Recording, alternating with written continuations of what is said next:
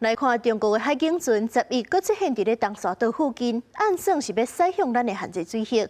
只讲海巡是派台南南去赶，有军事专家就提醒讲，中国这款侵扰行为，伫咧因10月初一国庆进前是愈来愈接。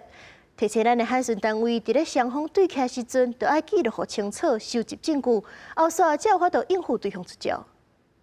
中国海警31动幺。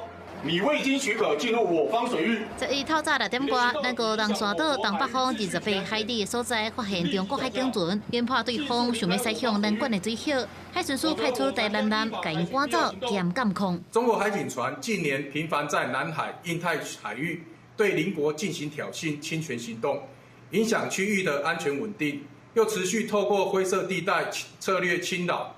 海巡署将持续派遣 舰船戍守东沙海域。今年1月到达，海巡署伫东沙水域赶走中国贵界船渔船146只厝，也扣留11只小船。最近中国海警船愈来愈接侵扰，共专家认为，甲中国特别国庆有关系。在未来到10月1号之前，很可能中国的解放军的海军或者说海警都会做出更加过分的一些举措，包括他们可能在10月1号前可能还有会举行演习。 专家表示，中国海警恐惊是借伫四边海峡进行渔民杂集，这种理由来做无湖地带的作战。